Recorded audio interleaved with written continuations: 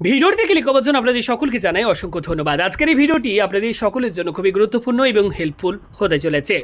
আপনার কাছে যদি একটি ম্যানুয়াল হাতে লেখা জন্ম সার্টিফিকেট থেকে থাকে এবং চাইছেন আপনি সেই সার্টিফিকেটটিকে বর্তমানে ডিজিটাল করতে, তাহলে আপনি সঠিক ভিডিওতেই ক্লিক করেছেন। আজকের এই ভিডিওতে আমি আপনাদেরকে বলবো যাদের অনেকদিনই পুরনো হাতে লেখা ম্যানুয়াল বার্থ সার্টিফিকেট রয়েছে সেটি আপনারা কীভাবে ডিজিটাল বানাবেন। এর জন্য কি সত্যি অনলাইনে আবেদন করা যায় এবং অনলাইন থেকে কি এই জন্ম সার্টিফিকেট ডাউনলোডও করা যায়, নাকি সম্পূর্ণ অফলাইনেই ডিজিটাল জন্ম সার্টিফিকেটের জন্য আবেদন করতে হয়?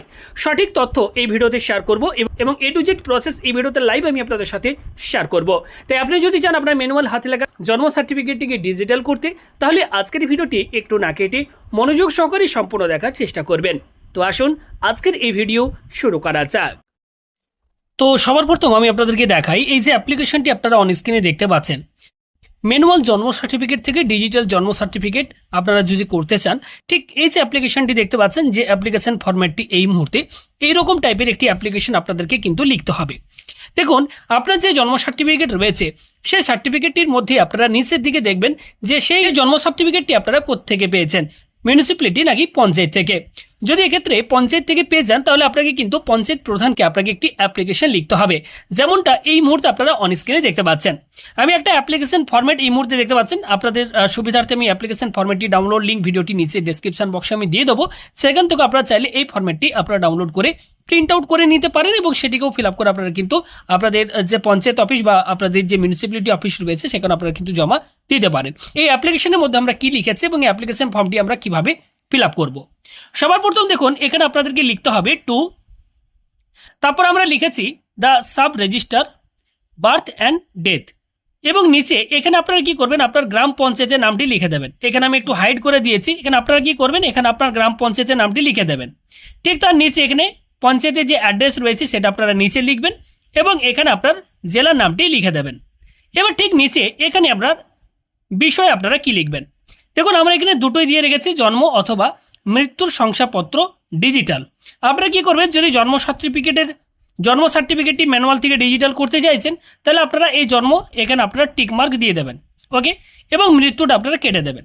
যদি আপনারা চাইছেন যে আপনার যে ডেথ সার্টিফিকেট রয়েছে পুরনো সেটাকে ডিজিটাল করতে চাইছেন, তাহলে জন্ম এটাকে আপনারা কেটে দেবেন এবং মৃত্যুর এখানে আপনারা টিক মার্ক দিয়ে দেবেন। তো আমি আপনাদেরকে দেখাচ্ছি জন্ম সার্টিফিকেট জন্য আপনারা কিভাবে আবেদন করবেন। একই ফরম্যাট, শুধুমাত্র আপনাদেরকে এখানে কোনটার জন্য আবেদন করছেন সেটার উপর টিক মার্ক দিতে হবে। তো জন্ম সার্টিফিকেটটি আমি ডিজিটাল করার জন্য এক্ষেত্রে অ্যাপ্লিকেশন করছি, তাই জন্ম সার্টিফিকেটের ওপর আমি টিক মার্ক দিলাম এবং মৃত্যু এটাকে আমি কেটে দিচ্ছি, ওকে, শংসাপত্র ডিজিটাল। তো আপনারা কি করবেন, এখানে মহাশয় আমি, এখানে আপনার নামটি আপনারা লিখে দেবেন এবং ঠিক তার পাশে বলা হচ্ছে পিতা, এখানে আপনি আপনার বাবার নামটি লিখে দেবেন। যার সার্টিফিকেটের জন্য আপনি অ্যাপ্লিকেশন করছেন সেই অ্যাপ্লিকেন্টের নাম কিন্তু এখানে লিখবেন, ওকে। ধরুন আমার জন্ম সার্টিফিকেটটি আমি ম্যানুয়াল থেকে ডিজিটাল করতে চাইছি, তাহলে এখানে আমার নাম, পিতার জায়গায় বাবার নামটি লিখতে হবে, এখানে বাবার নাম আপনারা লিখে দেবেন। ভিডিওটি সম্পূর্ণ দেখুন এবং আপনারা এই মুহূর্তে আমাদের রাজ্যের কোথা থেকে ভিডিওটি দেখছেন এবং আপনারও এই ম্যানুয়াল থেকে ডিজিটাল সার্টিফিকেট করার প্রয়োজন আছে কিনা সেটা আপনারা আমাদেরকে কমেন্ট করে জানাবেন। প্রথমে লিখলাম আমার নাম, পিতা, এখানে বাবার নাম, আপনার অঞ্চলের এখানে কোথায় থাকেন সেই জায়গার নামটি আপনারা লিখে দেবেন, এখানে আপনার জায়গার নামটি আপনারা লিখে দেবেন। এবার বলা হচ্ছে আপনার নিকট আমার বিনীত নিবেদন, এই যে আমার পুরাতন এই মৃত্যু এটা কেটে দেবেন, জন্মের শংসাপত্রটি ডিজিটাল করতে হবে। তাই আপনার নিকট আমার বিনীত অনুরোধ, অনুগ্রহ করে যদি আমার পুরাতন জন্মের শংসাপত্রটি ডিজিটাল করার ব্যবস্থা করেন, তাহলে বিশেষ উপকৃত হব। এখানে আপনারা ঠিক এইভাবে আপনার অ্যাপ্লিকেশনটি লিখবেন। এবার নিচের দিকে গেলে দেখুন বলা হচ্ছে ধন্যবাদ আনতে, এই বিনীত যে লিখলাম এখানে অ্যাপ্লিকেন্ট অথবা বাবা অথবা বা যে কেউ কিন্তু এইখানে সিগনেচার করতে পারেন। এবার নিচে দেখুন এই জায়গাটা ভেরি ইম্পর্টেন্ট, এখানে কিন্তু সঠিক তথ্য আপনাদেরকে দিতে হবে। বলা হচ্ছে প্রথমে পূর্বের শংসাপত্রের নাম্বার, আপনার যে পুরনো জন্ম সার্টিফিকেটটি রয়েছে সেখানে দেখবেন আপনি কিন্তু একটি জন্ম সার্টিফিকেট নাম্বার পাবেন। যেমন ধরুন সেখানে লেখা থাকতে পারে 260/22, ঠিক এরকম টাইপ, বা আপনার ক্ষেত্রে অন্যরকম থাকতে পারে, দেখে নেবেন সেই পুরানো জন্ম সার্টিফিকেট হাতে লেখা জন্ম সার্টিফিকেটের মধ্যে জন্ম সার্টিফিকেট নাম্বার কি রয়েছে, ওকে, পূর্বের শংসাপত্রের নাম্বার এখানে আপনাকে লিখতে হবে। এবার বলা হচ্ছে শংসাপত্রের প্রদানের তারিখ, আপনি দেখবেন যেখান থেকে আপনি সার্টিফিকেটটি পেয়েছেন, যিনি রেজিস্ট্রার রয়েছেন ঠিক তার সিগনেচারে সেখানে কিন্তু আপনি ডেট পেয়ে যাবেন যে জন্ম সার্টিফিকেটটি আপনাকে কত তারিখে দেওয়া হয়েছিল। এখানে আপনি ডেট লিখে দেবেন। এবার বলা হচ্ছে শংসাপত্র গ্রহণকারীর নাম, এক্ষেত্রে আপনি আপনার বাবা অথবা মায়ের নামটি এখানে লিখে দেবেন। এবার বলা হচ্ছে ঠিকানা, আপনি কোথায় থাকেন আপনার ঠিকানা যেটি রয়েছে সেটি আপনারা লিখে দেবেন। এখানে আপনার ঠিকানা লিখে দেবেন। এবার বলা হচ্ছে মোবাইল নাম্বার, এখানে আপনি আপনার মোবাইল নাম্বারটি দিয়ে দেবেন। ওকে, এখানে আপনার মোবাইল নাম্বারটি আপনারা দিয়ে দেবেন। যখন অ্যাপ্লিকেশনটি আপনার কমপ্লিট সঠিকভাবে লেখা হয়ে যাবে, এই অ্যাপ্লিকেশন ফর্মের সাথে এবার কি কি আপনারা ডকুমেন্ট জমা দেবেন, তার সাথে আপনারা অ্যাপ্লিকেশন ফর্মের সাথে আপনার বাবা মায়ের আধার কার্ডের জেরক্স এবং অ্যাপ্লিকেন্টের জেরক্স এবং যার সার্টিফিকেটটি ডিজিটাল করতে চাইছেন তার আধার কার্ড থাকলে আধার কার্ড দিয়ে দেবেন, স্কুল সার্টিফিকেট থাকলে স্কুল সার্টিফিকেটের জেরক্স দিয়ে দেবেন এবং জন্ম সার্টিফিকেটের অরিজিনালটাও তো আপনারা জেনে নেবেন যে অ্যাপ্লিকেশন ফর্মটি জমা দেওয়ার সময়ই আপনাদেরকে জমা দিতে হবে কিনা।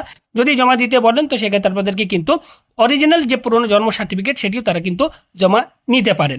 তো এই সমস্ত যে ডকুমেন্টগুলি বললাম এগুলি আপনারা একসাথে পিন আপ করে আপনাদের পঞ্চায়েত অফিস বা যেখান থেকে সার্টিফিকেটটি পেয়েছিলেন সেখানে গিয়ে আপনারা জমা করুন এবং তারা আপনাকে সঠিক টাইম বলে দেবেন যে কতদিন পর আসবেন আপনার ডিজিটাল জন্ম সার্টিফিকেটটি নেওয়ার জন্য। সেখান থেকে সঠিক আপনার তারিখ এবং সময় আপনারা জেনে নেবেন যে কবে যেতে হবে আপনাদেরকে। এবং এই প্রসেস ফলো করে যদি আপনারা অ্যাপ্লিকেশন করেন দেখবেন আপনার পুরনো হাতে লেখা জন্ম সার্টিফিকেটটি খুব সহজে আপনারা কিন্তু ডিজিটাল বানিয়ে নিতে পারবেন। তো এই হচ্ছে একমাত্র পুরনো হাতে লেখা জন্ম সার্টিফিকেটকে ডিজিটাল বানানোর একটি প্রসেস। আপনারা অনেক জায়গায় দেখবেন যে অনলাইন থেকে ডিজিটাল জন্ম সার্টিফিকেটের জন্য আপনারা আবেদন করুন, ম্যানুয়াল কাস্ট সার্টিফিকেটকে ডিজিটাল করা যাচ্ছে এমনটা নয়, এটাই একমাত্র প্রসেস যেখান থেকে আপনি সার্টিফিকেট পেয়েছিলেন সেখানে জমা দিলে তাহলে কিন্তু আপনি ডিজিটাল বানিয়ে নিতে পারবেন। তো ভিডিওটি কেমন লাগলো অবশ্যই কমেন্ট করে জানাবেন এবং যদি এই ফরম্যাটটি আপনাদের প্রয়োজন হয় সেটাও কমেন্ট করবেন, আমি ডেসক্রিপশন বক্সে আপনাদের সুবিধার্থে তাহলে লিঙ্ক দিয়ে দেবো, সেখান থেকে আপনারা ডাউনলোড করে প্রিন্ট আউট করে নিতে পারেন। ওকে, আমি এটার ব্ল্যাঙ্ক ফর্ম দিয়ে দেবো, সেখান থেকে আপনারা ডাউনলোড করে নেবেন।